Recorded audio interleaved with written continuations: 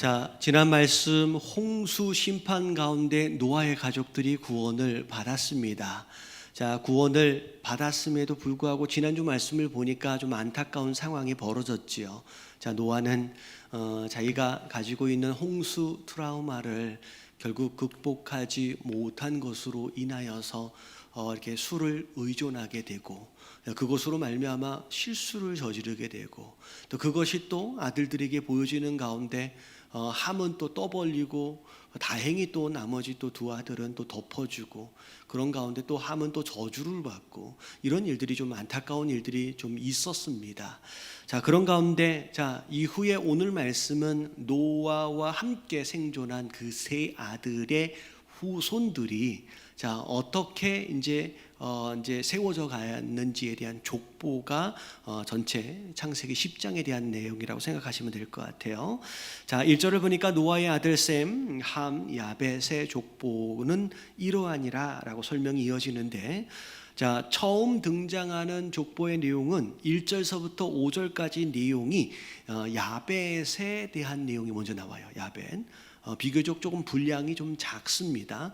이름들이 쭉 나오는 가운데 자, 특별히 바닷가의 땅에 머물렀다라고 하면서 야벳 민족들이 어디에 거주했는지에 대해서 이제 설명이 나오죠. 자, 그리고 두 번째 설명이 6절서부터 20절까지 내용인데 분량이 굉장히 많습니다. 근데 이 분량 많은 이 족보가 함 자손이에요. 어떻게 보면 전장에 봤을 때 이제 노아로부터 저주를 받았는데 오히려 분량이 더 많아요. 자녀들이 더 많아. 이름도 되게 많습니다. 자, 그 가운데 우리가 주목할 수 있는 사람의 이름이 니므롯이라고 하는 사람인데, 이 사람은 세상의 첫 번째 용사다, 용감한 사냥꾼이다 라고 하면서 이렇게 좀 특별하게 소개가 좀 되어집니다. 그리고 나서 지역도 굉장히 넓은 지역들을 차지하는 모습을 좀 보게 됩니다. 그래서 저주받은 후손들이 이렇게 크게 뭐 사람도 많고 이렇게 리더십도 생기고 그렇네라는 그런 생각을 좀 하게 돼요. 자, 그리고 나서 이제 세 번째가 21절서부터 32절까지가 셈 자손이에요. 이 셈 자손 안에서 우리가 주목할 만한 이름들이 좀 나오는데, 셈이 아르박삿을 낳아요. 그리고 셀라를 낳아요. 그리고 에벨을 낳고 그 다음에 벨렉을 낳았는데, 이 벨렉이 누구의 아버지냐면 데라의 아버지입니다. 자, 데라가 누구 아버지예요? 네, 아브라함의 아버지죠. 이 정도는 좀 아셔야 될 텐데. 자, 아브라함의 아버지 데라. 그래서 셈 자손이 제일 뒤에 나오면서 나중에 12장에 자 이제 데라와 아브라함을 연결하기 위해서 이렇게 이제 순서가 정해졌다라고 생각하시면 될 것 같아요. 자, 이 세 아들의 족보를 통해서 여러분 하나님께서 주시는 중요한 메시지가 있어요.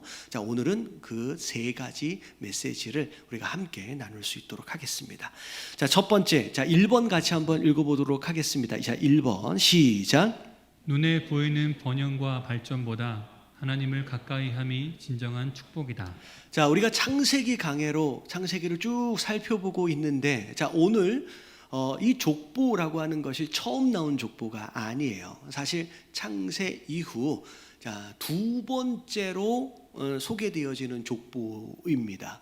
첫 번째 내용이 창세기 5장에 처음 족보가 나왔었는데, 자, 거기에는 아벨이 죽고 나서 가인의 후손들과 셋의 후손들에 대한 내용이 나왔었죠. 그래서 그게 첫 번째 소개되어진 족보였고요. 그 다음에 이제 두 번째가 오늘 10장에 소개되어지는 노아의 후손들 야벳, 함, 셈 순으로 이제 족보가 소개되어집니다. 근데 자, 5장에 나온 족보와 10장에 나온 족보를 잘 들여다보면 굉장히 의아한 공통점이 있어요. 자, 어떤 공통점이냐? 자, 5장에 보니까 하나님을 떠난 가인의 후손들 가운데 오히려 목축, 예술, 기계 문명의 시조가 나와요. 다시 말하면 비교하여 볼 때 셋의 후손들은 그런 모습이 전혀 없는데, 하나님을 떠난 가인의 후손들 안에선 오히려 인간적인 번영과 발전들이 막 보여집니다. 그랬던 것처럼 오늘 말씀을 보니까 10장에 보니까 저주를 받은 함의 후손들을 소개할 때 분량도 사실 많고요. 그리고 니므롯이라고 하는 이 세상의 첫 용사, 굉장히 유명한 사람이었나 봐요. 그래서 속담에 또 등장할 만큼의 유명한 사람이 거기서 나오고 실제로 신할 지역 최초의 강력한 제국을 세운 자가 되어집니다. 이거 어떻게 보면 둘 다 되게 비슷하잖아요. 하나님을 떠난 가인의 후손, 저주를 받은 함의 후손들이 인간적인 눈으로 볼 때는 더 번영하고 발전하고 성장하는 모습을 우리가 볼 수 있었다는 거죠. 자, 근데 우리가 중요한 건 뭐냐면 여러분, 눈에 보이는 번영과 발전에 속으면 안 돼요. 옆에 계신 분들에게 인사 좀 해주세요. 속지 맙시다. 우리가 5장에서 설명을 드렸던 내용을 우리가 다시 한번 새길 필요가 있어요. 나는 열심히 신앙생활을 해요. 예배도 가능하면 안 빠지려고 애를 쓰고, 우리의 언행에 있어서 조심하려고, 최대한 죄짓지 않으려고 애를 쓰며 살죠. 할렐루야. 그렇잖아요. 믿지 않는 사람들과 비교해 볼 때 그래도 교회를 다니니까, 하나님 백성이니까 합당하게 살아야지 라고 하면서 나름 또 전도도 하고 섬기려고 또 노력도 하거든요. 근데 보면 열심히 믿고 있는 나보다 믿지 않는 저들이 더 형통하고 잘 되는 모습들을 봐요, 못 봐요? 본다는 거예요. 지금 우리 현실입니다. 그럴 때 우리의 마음 가운데 어떤 마음이 들어오냐는 거죠. 사실 성경에 보면 시편의 어떤 기자도 우리와 같이 똑같은 상황을 만나고 똑같은 것에 시험에 드는 상황들이 있는 거죠. 그래서 시편 73편에 보면 그 내용이 딱 나와요. 자, 하나님이 참으로 이스라엘 중 마음이 정결한 자에게 선을 행하시나. 자, 마음이 정결한 사람에게 선을 행하시는 줄 아는 거예요. 믿고 있는 거죠. 근데 행하시나래요. 그렇게 믿고 그렇게 알고는 있는데 그러나로 시작이 됩니다. 나는 거의 넘어질 뻔했대요. 시험 들 일이 생긴 거예요. 내 걸음이 미끄러질 뻔했대요. 자, 이유가 뭐냐면, 자, 3절 읽어볼게요. 시작. 이는 내가 악인의 형통함을 보고 오만한 자를 질투하였음이로다. 자, 이게 첫 번째예요. 자, 악인의 형통함을 보고 믿고 있는 우리가 시험 들게 되어지는 두 가지 내용들이 있는데, 첫 번째가 뭐냐면 질투라고 설명되어 있잖아요. 부러워해요. 나는 이런데 왜 쟤는 저렇게 잘 되지? 여러분, 옆에 계신 분들께 인사 좀 해주세요. 부러워하면 지는 거랍니다. 여러분, 부러워하면 지는 거래요. 여러분, 이거 진다라고 하는 건 세상 사람들이 그런 의미예요. 내가 쟤한테 진 것처럼 설명이 되어지는 표현이지만, 여러분, 영적으로 보면 부러워하면 진다는 것은 내가 영적으로 진 거예요. 내가.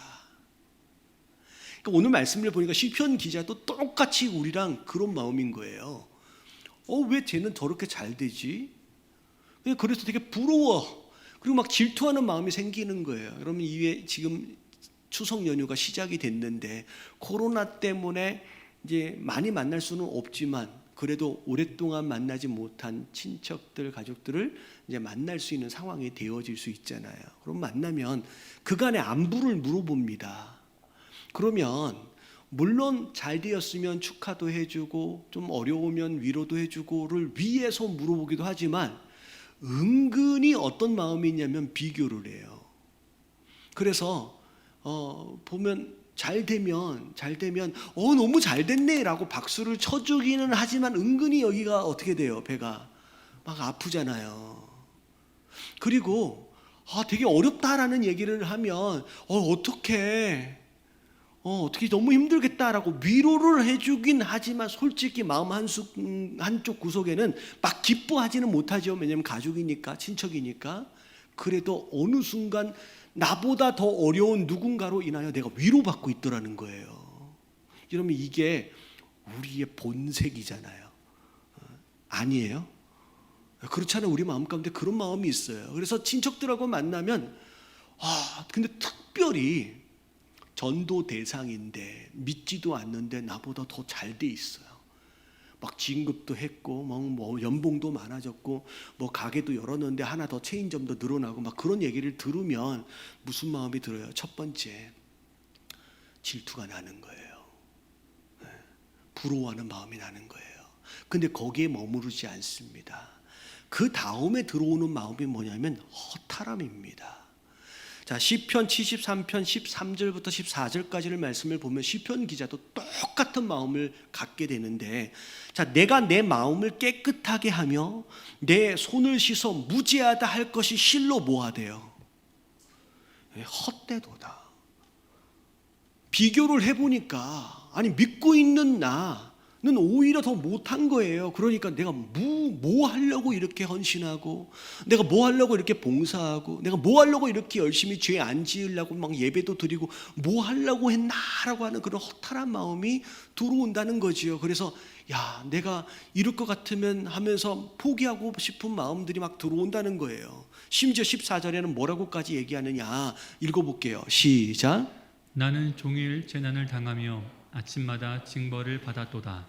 믿지 않는 저들은 출세하고 연봉도 늘어나고 뭐 잘 나가는 것 같고 막 그래 보이는데, 나는 저들보다 못한 건 둘째치고 웬 이런 근심과 걱정할 만한 일들이 이렇게 많은지, 문제가 이렇게 많은지, 마치 재난을 당하는 것처럼 징벌을 받는 것처럼 괴로운 상황이 되어 있다라는 거예요. 여러분, 이런 상황이 있어요, 없어요? 여러분, 있습니다. 여러분, 지금이 아니더라도 분명히 내가 신앙생활을 하면 복 받는다고 그렇게 알고는 있는데 이상하게 복이라고 얘기하기 좀 애매할 만한 상황들, 어려운 일들이 우리 삶 가운데 닥쳐온다는 거예요. 자, 그것으로 미끄러질 뻔한 거예요. 그것으로 시험 들 뻔한 거예요. 여러분, 우리 마음하고 똑같아요. 자, 근데 사실 그렇잖아요. 이런 상황이 되면 이젠 가족들하고 만나서 전도하기도 민망해. 그렇잖아요. 뭐 예수 믿어, 뭐 복 받을 거야 라고 얘기를 꺼내면 잘 나가고 있는 저들이 나한테 뭐라 그럴 것 같아요? 너나 잘 사세요 라는 얘기를 듣는다는 거예요. 참 전도하기도 민망해지는 거예요. 자, 근데 중요한 것은 17절이에요. 거의 넘어질 뻔했어요. 허탈해가지고 주저앉아 버릴 수도 있는 상황 가운데서 이 시편 기자의 반전이 17절에 시작이 됩니다. 자, 같이 읽어볼게요. 시작. 하나님의 성소에 들어갈 때야 그들의 종말을 내가 깨달았나이다. 자, 하나님의 성소에 들어갈 때가 뭐 하는 때예요? 예배하는 순간이에요. 예배를 드리고 하나님을 만나려 하는 딱 그 순간이 되을 때 깨닫게 됐어요. 여러분, 이 시간을 통하여 깨달으실 수 있는 시간 되시기를 주님의 이름으로 축원합니다. 여러분, 이 시편 기자처럼 거의 넘어질 뻔했더라도 허탈해서 이제 주저앉고 포기하고 싶은 상황들이 있을지라도 여러분, 이 예배를 통하여 깨달아야 돼요. 자, 첫 번째 뭘 깨달았느냐면, 자, 그들의 종말이에요. 그들의 종말을 내가 깨달았다라고 나와 있는데, 여러분 보세요.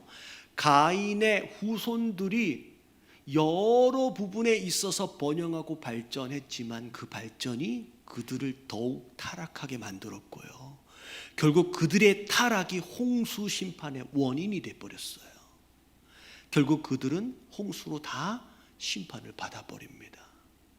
그리고 나중에 보면 함의 후손을 볼 때 굉장히 강력한 힘을 가지고 리더십을 가지고 국가를 세우고 그렇게 했는데, 나중에 보면 11장의 다음 주 말씀이에요. 그 리더십이 무엇으로 사용이 되어지냐면 바벨탑 건축에 선동하는 데 사용이 됩니다. 그리고 나서 결국 그 바벨탑으로 인하여 하나님의 심판을 또 받아요. 결국 잠깐 뭔가 번영하는 것 같고 잘 되는 것 같아도 결국 그들의 종말을 보니까 다 심판을 받고 다 망했더라는 거예요. 그리고 자, 이게 첫 번째 깨달음이고, 그렇구나. 그리고 두 번째가 뭐냐면 진짜 복이 뭔지를 깨닫게 돼요. 자, 28절을 보니까 쭉 읽어볼게요. 시작. 하나님께 가까이 함이 내게 복이라. 내가 주 여호와를 나의 피난처로 삼아 주의 모든 행적을 전파하리이다. 네, 그들의 종말을 보니까 다 망하는구나, 다 심판을 받는 거구나 라고 생각하는 가운데 깨닫는 게 뭐냐면, 진짜 복인, 그런 번영과 발전을 누리는 것보다 진짜 복은 하나님을 가까이 하는 것이 진짜 복이나 라고 하는 것을 깨닫게 되는 거예요. 여러분, 이 예배를 통하여, 말씀을 통하여 깨달으시는 저와 여러분들 되시길 주님의 이름으로 축원합니다. 그래도 좀 저게 좀 부러운 마음이 좀 있지요. 그래도 근데 진짜 복은 좀 모자라도요, 하나님을 가까이 하는 게 진짜 복이라는 거예요. 자, 여러분, 이후의 역사를 보면 여러분 이것을 다 증명합니다. 성경 안에 들여다보면, 자, 함의 후손들의 이름들과 그들이 번영했던, 나라를 세웠던 장소들의 이름이 나오는데, 제가 설명을 읽어드릴게요. 가나안, 여부스, 아모리, 히위, 바벨론, 아수르, 블레셋, 애굽, 소돔, 고모라. 여러분, 이게 다 함의 후손들이에요. 자, 이들이 잠깐 번영하고 나라를 막 세우는 것 같지만 결과적으로 어떻게 됐어요? 여러분, 하나님을 대적하는 나라, 그리고 결국은 하나님 앞에 심판을 받는 나라가 다 돼버립니다. 비록 좀 부족했지만 여러분, 끝까지 하나님과 함께한 이스라엘은 하나님의 인도하심을 받아서 계속 성장해 가는 거예요. 여러분, 어느 쪽이 진짜 복인지를 여러분 지혜롭게 선택할 수 있는 저와 여러분들 되시길 주님의 이름으로 축원합니다. 그래서 잠언 24장 19절부터 20절까지 말씀을 보면, 자, 같이 읽어볼게요. 시작. 너는 행악자들로 말미암아 분을 품지 말며 악인의 형통함을 부러워하지 말라. 대저 행악자는 장래가 없겠고 악인의 등불은 꺼지리라. 아무리 지금 조금 잘 나가도요, 장래가 없어요. 그래서 여러분, 혹시나 이번 연휴 기간 동안에 믿지 않는 누군가를 만나시게 되면, 그리고 그분들이 우리보다 더 잘 나간 것처럼 보여지더라도 여러분, 이 말씀을 의지하여 여러분 담대하게 하나님을 전하시는 저와 여러분들 되시길 주님의 이름으로 축원합니다. 그렇잖아요. 너나 잘하세요 라고 하는 말을 들을지언정 여러분, 진짜 복이 뭔지를 아는 우리 입장에서 여러분, 하나님을 좀 자신 있게 좀 전했으면 좋겠습니다. 여러분, 그게 하나님께 영광인 거예요. 그렇잖아요. 여러분, 자녀들을 키운다라고 했을 때 내 자녀가 누군가에게 우리 아빠는 뭐 하시는 분, 우리 엄마는 뭐 하면서 소개를 할 때 삐죽삐죽 거리면서 부끄러워하면서 부모님을 소개를 하면, 그걸 보고 있는 부모는 얼마나 마음이 그렇잖아요. 근데 비록 어찌 되었든 정말 하나님을 정말 자신감 있게, 우리 아버지 하나님이 어떤 분인지 아니? 라고 정말 자신감 있게 소개할 수 있는 그런 자녀들 되어지시길 주님의 이름으로 축원합니다. 여러분, 그게 하나님이 보시기에 기뻐하시는 모습이고 그게 하나님께 영광인 거예요. 저는 그렇게 자신감 있게 전하는 그런 자녀를 보면 여러분, 하나님이 더 복 주시고 싶으실 것 같아요. 그렇잖아요. 삐죽삐죽 우리 아버지를 부끄러워하는 자식이 아니라 우리 아버지를 자랑스럽게 여기는 그는 자녀를 더 주시고 싶으신 거예요. 할렐루야. 자, 두 번째, 자, 2번 같이 한번 읽어볼게요. 시작. 길들여지지 않고 방향을 잃어버린 재능은 하나님을 대적하게 된다. 자, 오늘 말씀에서 주목해야 할 인물, 자, 앞에 잠깐 소개를 드렸지요. 함의 후손에서 니무롯이라고 하는 사람이 등장을 합니다. 자, 창세기 10장 8절부터의 내용을 보니까 그는 세상의 첫 용사래요. 자, 여호와 앞에 용감한 사냥꾼이었는데 심지어 속담에도 나올 정도로, 자, 속담이 어떻게 나와 있냐면, 아문은 여호와 앞에 니무롯 같이 용감한 사냥꾼이로다 하더라. 이게 이제 어떤 표현이냐면, 되게 용감한 사람이 있으면, 야, 너 니무롯 같은데? 라고 이야기 되어질 만큼의 용감한 사냥꾼, 용사였다는 거죠. 자, 근데 용사의 기본적인 의미는 뭐 강력한 능력과 힘, 그리고 강력한 리더십을 상징하는 것 같은데, 히브리 원어로 이 용사를 잘 들여다보니까 깃보르라고 표현이 됐대요. 이 뜻이 뭐냐면 폭력으로 통치하는 자예요. 그래서 최초의 전제 군주, 전쟁과 폭력으로 지배하는 자. 그래서 바벨론 제국의 시조가 이 니무롯입니다. 그리고 나중에 11장에 바벨탑을 강압적으로 짓게끔 끌어갔던, 선동했던 주동자가 바로 이 니무롯이에요. 자, 이 말씀을 통하여 우리가 알아야 될 게 뭐냐면, 여러분, 강력한 능력과 힘과 리더십을 갖는 것도 중요하지만 더 중요한 것 두 가지가 있다는 거예요. 첫 번째는 방향이고요. 두 번째는 길들여짐이에요. 자, 아무리 좋은 큰 능력과 재능이 있더라도 방향을 잘못 잡고 아니면 서야 할 때 설 수가 없는, 어떤 길들여짐이 없는 자라고 한다면 이런 굉장히 위험한 사람이 된다는 거예요. 결국 하나님을 대적하는 자가 된다는 거죠. 제가 제목에 그런 표현을 했잖아요. 아주 좋은 엔진이 차에 달려 있어요. 뭐 몇백 마력씩 되는 좋은 엔진. 근데 엔진이 좋으면 뭐 정말 잘 달리겠죠. 근데 엔진만큼 중요한 게 뭐냐면 조향 장치예요. 그리고 브레이크예요.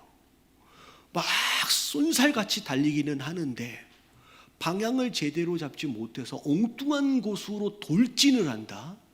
그리고 정말로 서야만 하는데도 불구하고 제대로 서지 못한다라고 한다면 그 차는 여러분 정상적인 차가 아니면 돌진하는 무기가 돼버릴 수 있다는 거죠. 바로 니무롯이 바로 그런 자예요. 하나님이 엄청난 능력을 주신 거거든요. 재능도 그렇고 리더십도 그렇고. 근데 그 좋은 능력이 방향을 잘못 잡으니까 하나님을 대적하는 거예요. 그리고 누구도 그 사람을 세울 수가 없어. 브레이크가 없으니까. 그냥 막 돌진하는 사람이 되어버린다는 거죠. 여러분, 이게 굉장히 무서운 거예요. 근데 중요한 건 뭐냐면 우리는 항상 기도할 때 여러분 뭘 위해 기도해요? 하나님 우리에게 능력 달라고 기도해요. 하나님 우리에게 재능 달라고 기도해요. 다시 말하면 좋은 엔진을 좀 달아주세요라고는 기도를 많이 하는데 방향과 브레이크에 대해서는 잘 기도를 안 한다는 거죠. 제가 요즘에 이제 둘째 아들이 지금 7살입니다. 이제 큰 애가 17살인데 이제 나이 터울이 좀 있어요. 근데 둘째가 7살인데 요즘 얘를 자전거를 좀 가르쳐 주고 있어요. 두발 자전거를. 근데 참 미안하기도 하고 어찌 보면 좀 화도 나요. 왜냐하면 저희 아버지하고 어머니는 운동신경이 되게 좋으신 분들이에요. 그래서 두 분 다 이제 학교 다닐 때 육상 선수도 하고 막 다 그랬어요. 뭐 배구 선수도 하고. 근데 그 모든 운동에 관련된 재능을 제 동생이 다 가져가 버렸어요.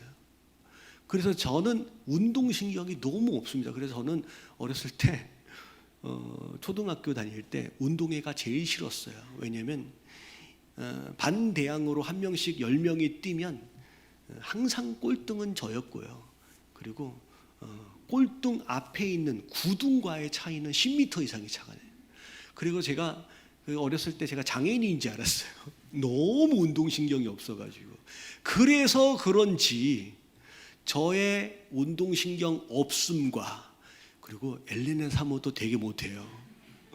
엘레나 사모의 운동신경 없음이 합쳐져서 우리 브랜든이 나왔어요. 그러니 자전거를 가르쳐 주는데 얼마나 답답했는지. 참 자상한 아빠가 되기 위해서가 그렇게 어려워요. 그래서 몇 번을 화를 낸 적이 있거든요. 자전거를 가르쳐 주면서 울렸어요, 애를. 하여튼 제 성질이 안 되더라고요. 근데 그걸 가르쳐 주는데 제가 느낀 게 뭐냐면 이제 조금 3번 가르쳐 줬는데 이제 조금 서서 달려. 근데 달리니까 너무 신나가지고 그 30분을 가르치면 제가 30분 동안 뛰어야 되잖아요. 뒤에 이렇게 안 넘어지게 잡아줘야 되는데 그건 너무 세게 달리는데 설라고 생각은 안 하고 그냥 달리기만 하는 거예요. 너무 그게 재밌으니까. 그런데 제가 보면 느낀 게 뭐냐면 중요한 건 달리는 것도 중요하지만 어떻게 서는지가 되게 중요해요. 그리고 방향을 어떻게 돌리는지가 되게 중요해요. 속도를 줄이고 핸들을 어떻게 들고. 근데 가르쳐 주는데 집중을 안 해. 달리는 것에 신나서 어떻게 브레이크를 잡아야 되고 어떻게 발을 내려야 되는지를 아무리 설명을 해 주는데 관심이 없어. 그래서 몇 대 주고 받았거든요. 이렇게 좀 관심 좀 가더라고, 좀 보라고. 근데 우리가 딱 그 모습이에요. 달리는 데는 관심이 있어요. 능력받고 재능이 가지고. 그래서 열심히 달리는. 근데 어떻게 방향을 잡아야 되고 어떨 때 서야 하는지를 하나님 말씀해 주실 때 관심이 없어요. 여러분, 설교의 모든 주제는 능력과 재능에 대한 내용들은 거의 없어요. 여러분, 하나님 말씀의 모든 대부분의 주제는 뭐에 대한 내용이에요? 네가 제대로 된 방향으로 잘 달려가고 있는지를 확인하라는 거예요. 방향을 잘 잡으란 내용이에요. 설교의 모든 내용이. 그리고 네가 언제 서야 할 때를 알라는 거예요. 내가 서야 할 때 네가 설 수 있어야 된다라고 가르치는 게 하나님 말씀 설교의 대부분의 주제입니다. 근데 우리는 뭐에만 관심이 있냐면 하나님 난 능력 주세요. 하나님 나한테 실력 주세요. 그래서 열심히 달려갈 수 있게끔. 아니요. 하나님은 그것보다 네가 방향을 잡는 게 더 중요하고 언제 서느냐가 더 중요하다라고 하나님 말씀하시는 거예요. 여러분, 거기에 관심을 가지시는 저와 여러분들 되시길 주님의 이름으로 축원합니다. 여러분, 오히려 무기가 돼버려요. 오히려 하나님을 대적하는 자가 돼버릴 수 있다는 거예요. 여러분, 주신 재능을 위해서 기도하십시오. 능력 달라고 기도하십시오. 하지만 더 중요한 건 하나님 언제든지 하나님이 거기가 아니다라고 한다면 내 핸들을 틀어서 하나님이 원하시는 방향으로 조정을 할 수 있는 겸손한 자가 되게 하여 주시옵시고, 내가 막 가고 싶은 마음이 여기까지 올라오더라도 아니야 너 거기 서 라고 말씀하시면 어디에서든지 멈춰 설 수 있는 훈련된 자, 순종하는 자가 될 수 있도록을 위해서 기도하시게 되길 주님의 이름으로 축원합니다. 여러분, 그게 안 되면요, 그게 고장이 나면요, 여러분 평생 하나님 앞에서 주변 사람들 앞에서 골칫덩어리가 돼요. 대표적인 사람이 누구냐면 사사기 맨 마지막에 등장하는 삼손. 어마어마한 능력을 가졌어요. 모든 사사를 통틀어서 그만한 능력을 받은 사람이 없는데 여러분, 하나님 앞에서 이스라엘 가운데서 사사이기보다는 골칫덩어리로 살아갑니다. 여러분, 그런 인생 되지 않고 여러분 평생 유종의 미, 여러분 끝까지 하나님 앞에서 아름답게 쓰임받길 원하신다라고 한다면 핸들과 브레이크를 점검하셔야 돼요. 할렐루야. 여러분, 그게 진짜 좋은 거고 중요한 것이라는 거예요. 여러분, 깨달으시길 주님의 이름으로 축원합니다. 자, 세 번째 같이 한번 읽어볼게요. 다 같이 시작. 하나님께서 주신 영적 권위는 지배가 아닌 섬김을 위한 것이다. 자, 지난주 말씀을 보니까 노아가 세 아들에게 이렇게 저주하는 부분이 나오고 축복하는 부분이 나와요. 자, 그랬더니 자, 함과 함의 후손들이 저주를 받았는데 무슨 저주를 받느냐면 너희 형제들의 종이 될 것이다 라고 이제 저주를 받잖아요. 근데 요 대목을 가지고 많은 분들이 그래서 함의 후손들이 흑인들이구나. 그래서 역사적으로 볼 때 그 흑인들이 다른 이제 민족들로부터 이렇게 노예처럼 이제 그렇게 고생을 한 거였구나라고 생각하고 계시는 분들이 있다는 거예요. 여러분, 그런 분들이 있지요. 그래서 노아의 세 형제들로부터 백인이 나오고 흑인이 나오고 황인종이 나오고 이렇게 생각하시는 분들이 있다는 거예요. 그리고 심지어 과거에 노예제도와 인종차별에 대하여 정당화하기 위해서 이 구절이 사용이 됐었습니다. 악용이 된 거예요. 여러분, 이 이야기를 여러분들이 아셔야 될 게 뭐냐면, 자, 결론부터 얘기를 하면 여러분 틀린 이야기예요.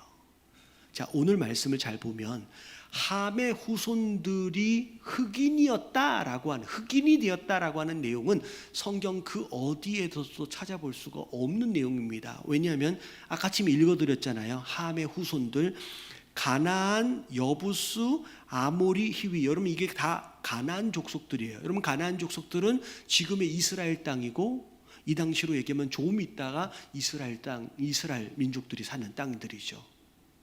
어떻게 보면. 그리고 나서 바벨론, 아수르, 블레셋, 애굽, 소돔과 고모라. 여러분 흑인 아프리카 지역하고 전혀 상관이 없어요. 다시 말하면 함의 후손들이 흑인이 되었구나라고 하는 것은 전혀 근거가 없는 이야기예요. 여러분 이제 오해하지 마시고요. 근데 더 중요한 건 그거예요. 하물며 그렇다 치더라도 함의 후손들이 흑인이냐라고 하는 부분에 대해서 아니지만 하물며 그렇다라고 할지라도 하나님께서 허락하신 영적 권위는 누군가를 지배하고 학대하고 착취하라고 주신 것이 아니라는 거예요. 자, 함이 형제들의 종이 될 것이다라고 하는 표현, 이 저주는 반대로 얘기하면 셈과 야벳에게 영적 권위를 준 거예요. 근데 중요한 건 뭐냐면 영적 권위를 받은 셈과 야벳의 후손들이 함의 후손들을 괴롭혀도 된다라고 허락을 받은 게 아니라는 거예요. 여러분 하나님께서 우리에게 허락하신 영적 권위는 섬기기 위해서 주신 것인 줄로 믿습니다. 예. 너는 내 밑에 사람이니까 아무렇게나 부려도 된다는 이야기가 아니에요. 섬기기 위해서 주신 권위라는 거예요. 여러분 우리를 잘 알아야 될 게, 여러분 우리 가운데 이런 상황들이 많이 있어요. 비록 노예와 무슨 그런 관계는 아닐지라도 사회생활 가운데서 어떤 직위를 따라서 아니면 고용주와 직원의 입장에서 어떤 그런 상황이 될 수 있거든요. 영적 권위를 갖게 되는 상황들이 있다는 거예요. 근데 중요한 건 뭐냐면 하나님께서 그 권위를 일정 기간 허락하신 이유는 그 아랫사람을 괴롭히라고 주신 게 아니에요. 자, 골로새서 4장 1절 말씀 같이 한번 읽어볼게요. 다 같이 시작. 상전들아 의와 공평을 종들에게 베풀지니 너희에게도 하늘의 상전이 계심을 알지어다. 상전들에게 하는 내용들이에요.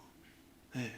노예를 가지고 있는, 종을 가지고 있는 상전들에게 뭐라 그래요? 의와 공평을 종들에게 뭐 하래요? 베풀래요. 섬겨라 라고 말씀하시는 거예요. 한국에서 한동안 갑질이라고 하는 것으로 인하여 사회적 문제가 많이 있었거든요. 나이와 상관이 없이 내가 조금 위에 어떤 권위를 갖는다라고 해서 아랫사람들을 굉장히 괴롭히고 하대하고 힘들게 만들고, 여러분 이게 사실 우리 민족적인 입장에서 조심해야 될 부분입니다. 인간이 죄인이기 때문에 누구도 자유로울 수 없는 상황이긴 하지만 과거에 그런 역사가 있잖아요. 사실 제가 LA에 오랫동안 있으면서 80년도인가요? LA 폭동 사건. 사실 백인들이 훨씬 더 흑인들을 못 살게 합니다. 근데 한국 사람도 만만치 않았어요. 흑인들을 굉장히 하대하며 살았습니다. 그래서 실제로 보면 거스름돈을 줄 때도 이제 장사를 하면서 이제 흑인들이 오면 거스름돈을 줄 때도 이렇게 해가지고 떨어뜨렸어요. 흑인들이 볼 때 얼마나 기분이 나쁘겠어요.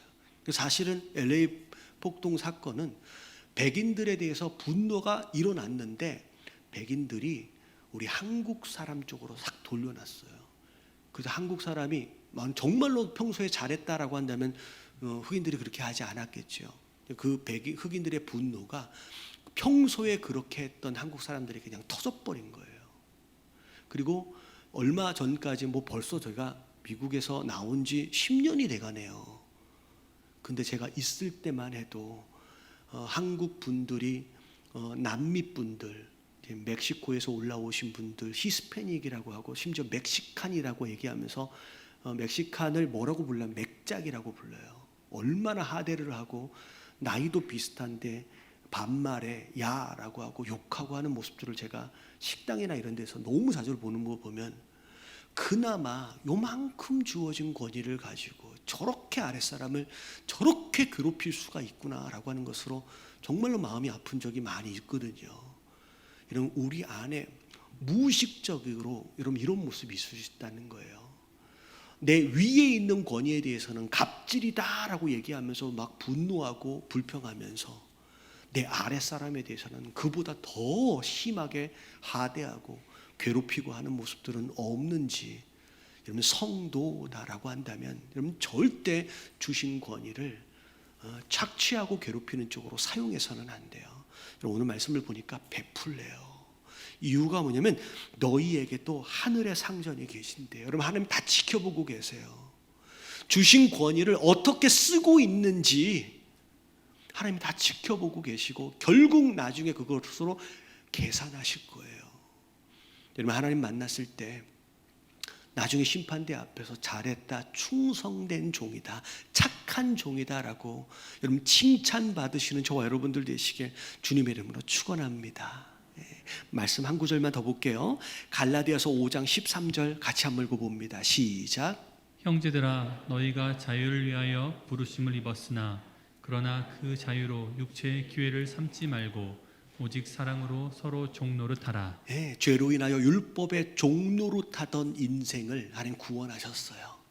그래서 그 안에서 자유를 풍성하게 누리도록 하셨는데 자유를 주셨더니 마음대로 내 육신적인 종용 그걸 채우기 위한 기회로 사용하는 사람들이 있더라는 거예요. 근데 갈라디아서 바울 사도가 얘기하는 게 그거예요. 그걸 내 욕심을 채우기 위한 기회로 사용하지 말고 뭐 하래요? 오직 사랑으로 서로 종노릇하래요. 섬기래요. 여러분 하물며 자유를 넘어선 영적 권위를 허락하셨다라고 한다면 여러분 이것으로 내 육신적인 욕구를 채우는 기회로 삼지 마시고 여러분 사랑으로 서로 섬길 줄 아는 그런 성도, 여러분 그게 여러분 하나님 기뻐하시는 모습이에요. 할렐루야. 여러분 아버지 하나님이에요. 하나님 아버지예요. 다 지켜보고 계세요. 조금 뭐 하나 완장 채워줬더니 막 괴롭혀. 여러분 하나님 절대 기뻐하시지 않아요. 권위를 줬더니 섬겨. 여러분 그런 사람에게 더 하나님께서는 더 좋은 것들을 주시고 더 귀한 권위를 허락하시는 거예요. 왜냐하면 주면 줄수록 섬기니까. 여러분 물질도 마찬가지고 자유도 마찬가지고 모든 게 마찬가지예요. 여러분 하나님이 내게 허락하신 것을 남들을 섬기는 쪽으로 사용하십시오. 여러분 그러면요 하나님이 너무 이뻐서 더 주시고 싶으신 거예요. 여러분 맨날 하나님 바지자랑에 붙들고서 더 달라고만 하지 마시고 더 주셔야 할 만한 이유와 근거를 만드십시오.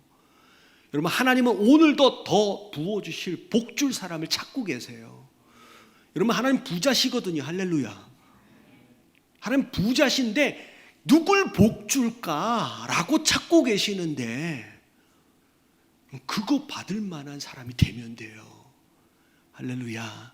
그래서 여러분 주신 권위는 섬기라고 주시는 거예요. 여러분 그렇게 살아가시는 저와 여러분들 되시길 주님의 이름으로 축원합니다.